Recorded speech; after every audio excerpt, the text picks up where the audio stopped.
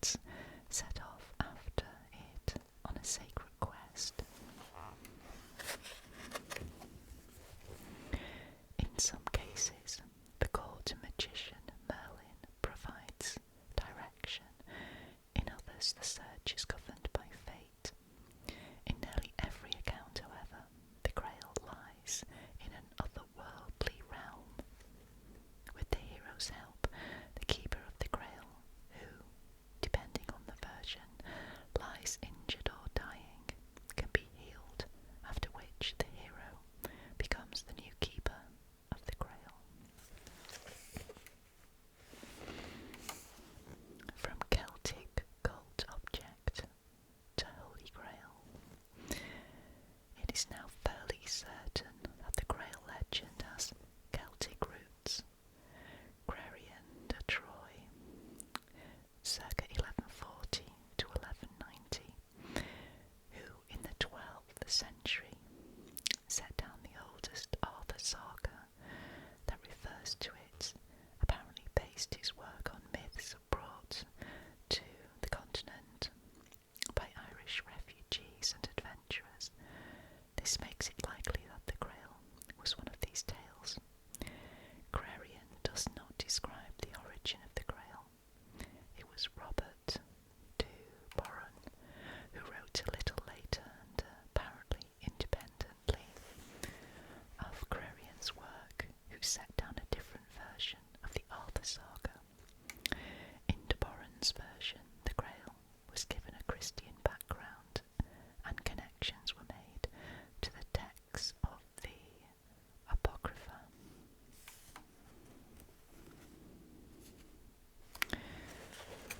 Right, let's see, what does it say about the Apocrypha?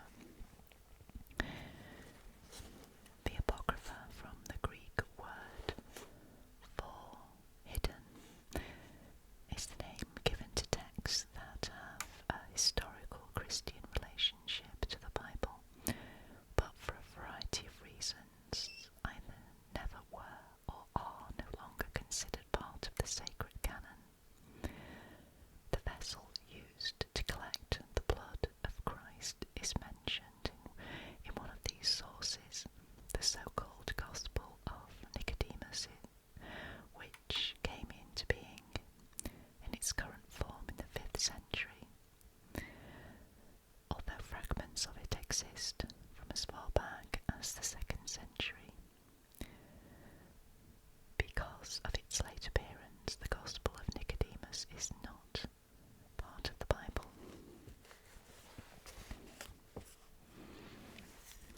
The appearance and function of the Holy Grail.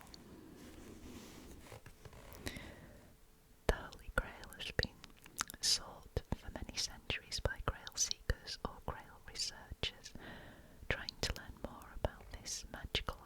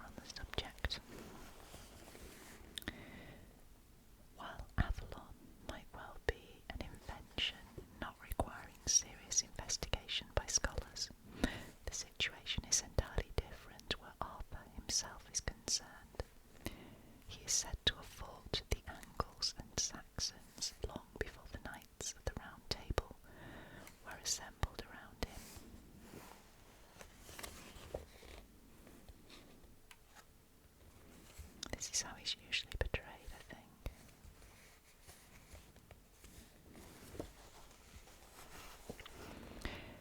As already mentioned, different versions of the Arthur saga exist and they vary from one another in details.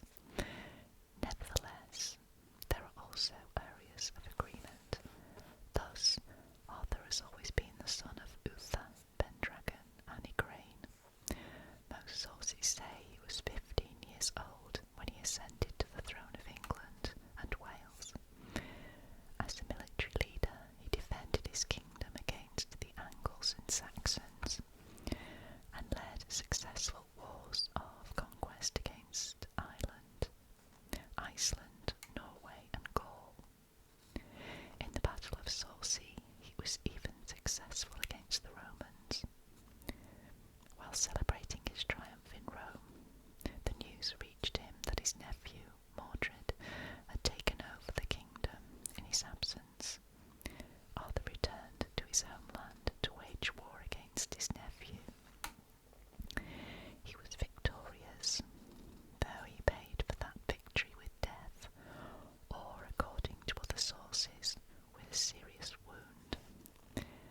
Elaborate descriptions of fantastic elements are woven into the legend, like the story of the capture of the giant of Mont Saint-Michel, or the journey to Avalon after Arthur's final battle.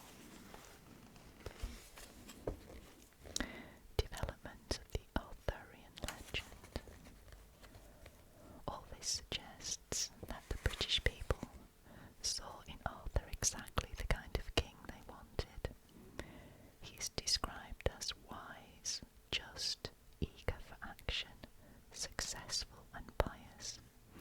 He was a ruler who did not leave his people in the lurch and always kept his word.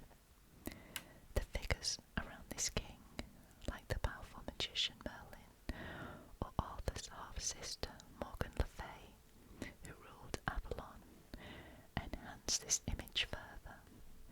This was also the function of the Knights of the Round Table, and their mutually agreed tests and trials, including the search for the Holy Grail.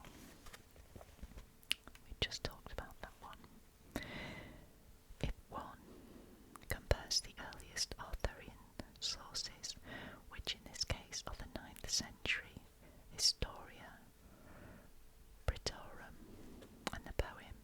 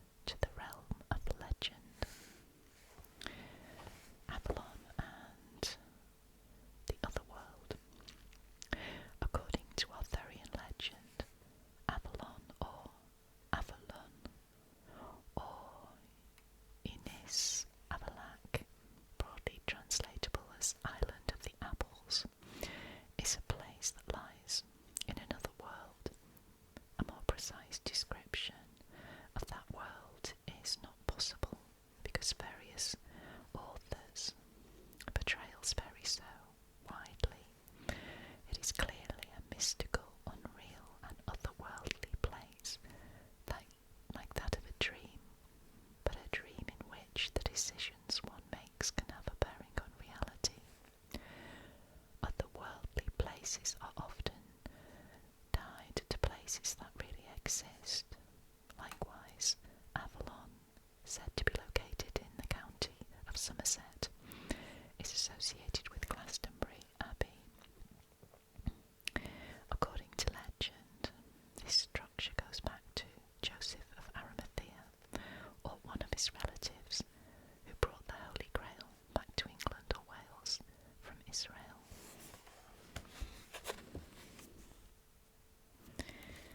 The road to Avalon. Only a small circle of people were able to enter Avalon. In addition to its female ruler, Morgan Le Fay, and her 8 sisters, its only inhabitants were the servants who lived in the Maiden House, and Merlin, who is sometimes equated with the bard Taliesin. Only a few additional chosen ones ever made it to Avalon. The legend describes the way to Avalon.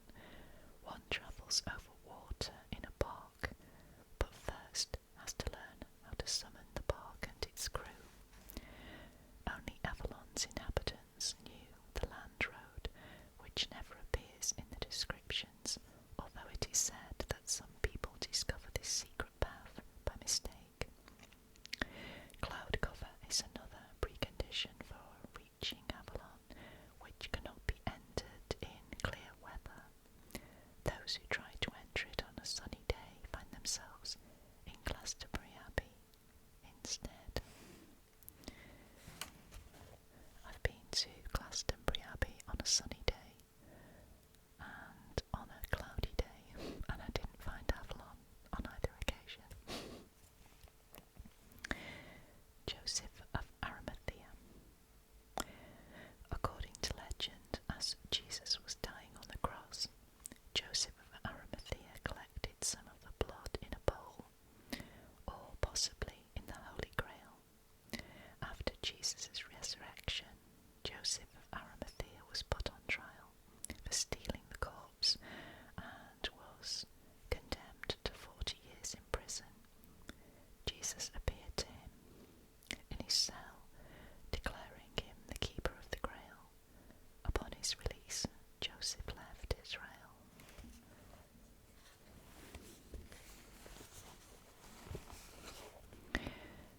It is sometimes said that the island is hidden beneath the water's surface, with the clouds or mist representing the gateway between the Earth's surface and the damp underworld.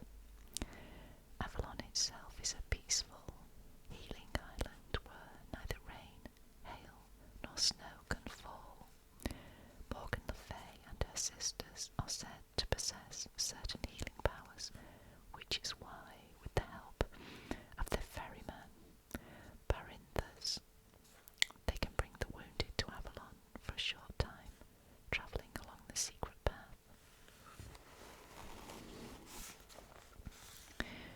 This is how Arthur came to the island. According to Arthurian legend, after his final battle, the Battle of Camlan, the mortally wounded king, in some sources he was already dead, was brought to the island by 3 otherworldly priestesses and laid there on a golden bed. His fate after that is unknown. For centuries afterward, legend still maintained that the king, either healed or resurrected, would one day return. Thus it was believed that Emperor Frederick I Barbarossa, circa 1122 to 1190, was Arthur reborn. Yet, with the description of the road leading to Avalon so imprecise, and given the characteristics assigned it by the storytellers, we can safely conclude that Avalon is purely a product of fantasy. So in this picture here, can you just see that there? That is Glastonbury Tor, that little tower on top of the hill. It means mountain or earth.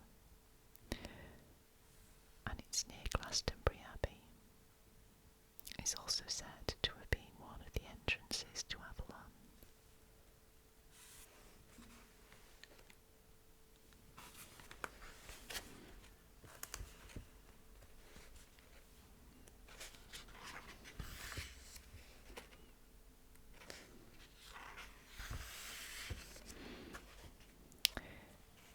Now we've got legendary cities of gold. Atlantis. Let's read about Atlantis.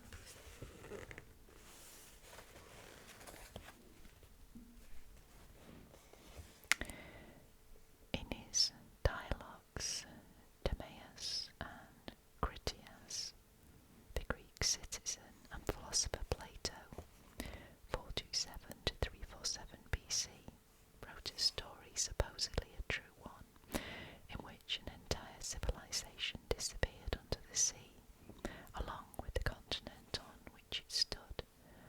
Although it has no known ancient historical source, and although it was strongly criticised from the very beginning, the tale of Atlantis is one of the most famous and controversial myths in the world. Plato's reports. According to Plato, some 12,000 years ago, a rich and powerful nation named Atlantis lay to the west of the Pillars of Heracles, or what is known today as the Straits of Gibraltar. The inhabitants of this island ruled over large portions of Europe and Africa. Their lust for power eventually led to war with the Athenians, whom Plato depicted as extraordinarily brave and skillful. When the other Greek soldiers retreated, apparently out of fear of the overwhelming strength of their opponents, Athens crushed her enemies and then freed the slaves of the defeated people of Atlantis. Thereafter, the wrath of Zeus, father of the Greek gods, sent a mighty earthquake and tidal wave to the conquered island. Numerous Athenian warriors were also lost beneath the waves when Atlantis was submerged under the sea. So this looks like an old map. Let's see what's... I don't know whether there's a date. It says, following its rediscovery during the Renaissance, maps were produced that attempted to locate Atlantis geographically. So you have Africa here, and then the sea Oceanus, and America is across on the right hand side, and here is the Atlanticus, and there is Atlantis in the middle.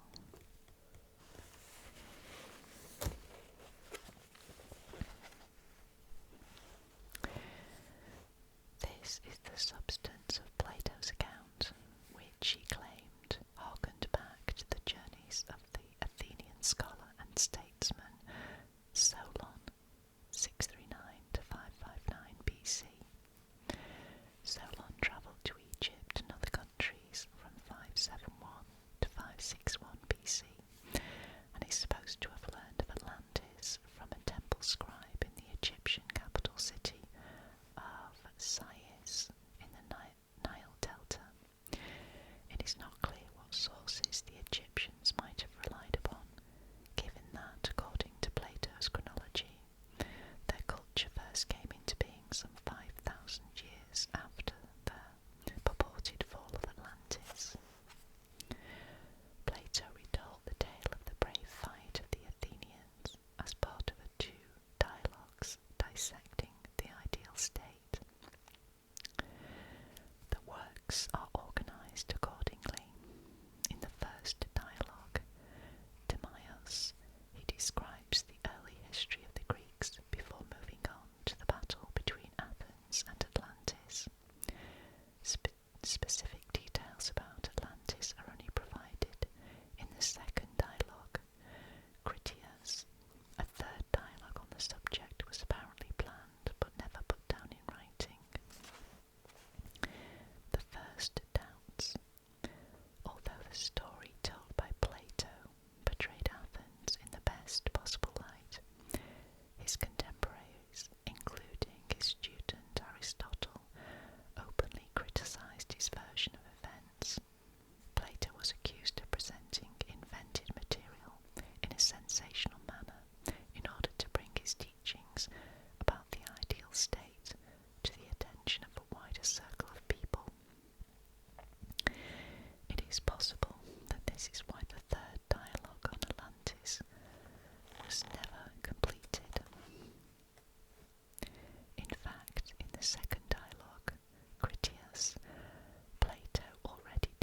distance himself from his description of Athens as the ideal state.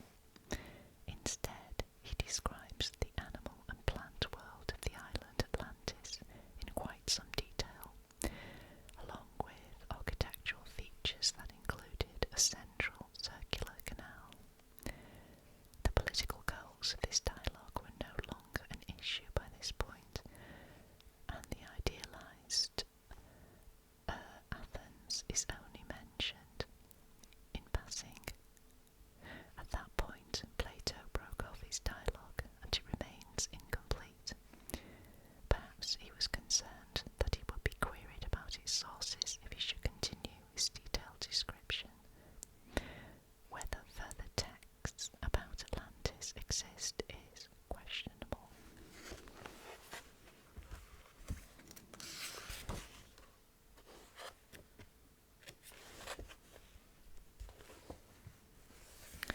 Atlantis sinks. The Greek philosopher Grail, 4th century BC, considered the question of Atlantis critically. In one of his works, he describes a report about Atlantis inscribed on columns in the Egyptian city of Sais.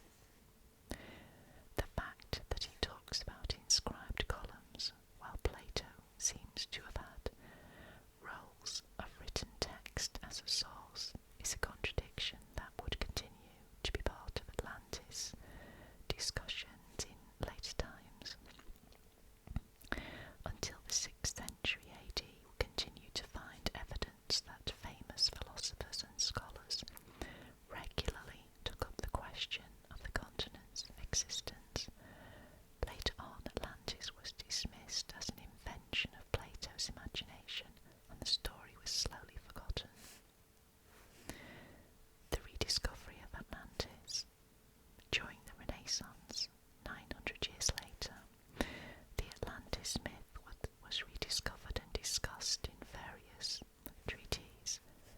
As in antiquity, there were advocates who were convinced that Atlantis had really existed, as well as scholars who dismissed the existence of the island as fantasy. Despite the growing interest in educated circles, the legend did not reach the general public at this time.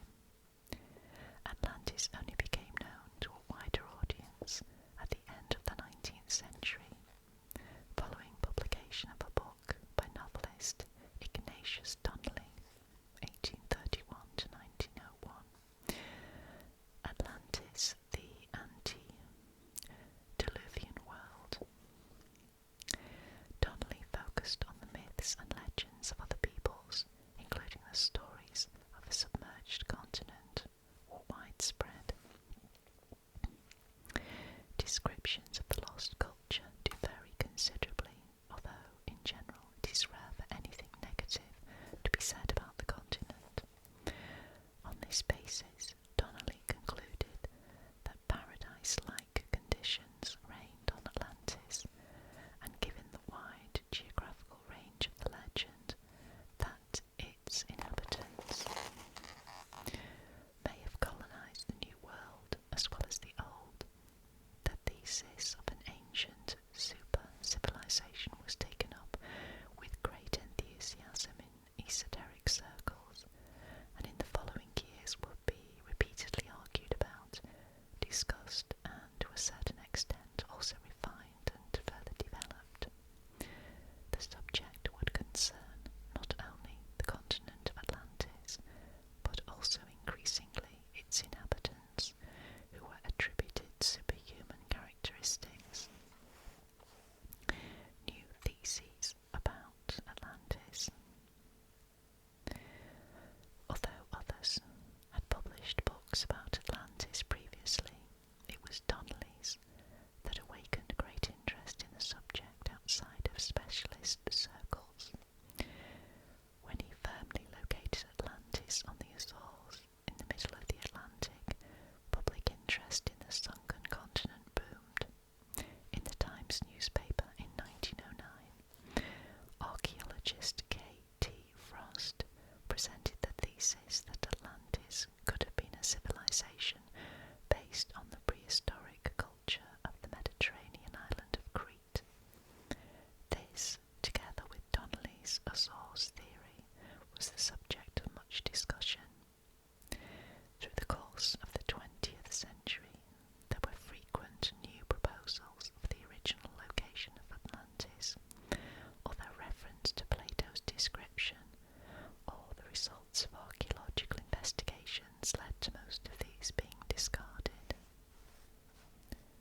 course, the critical voices did not fall silent either. In publications that cast doubt on the existence of a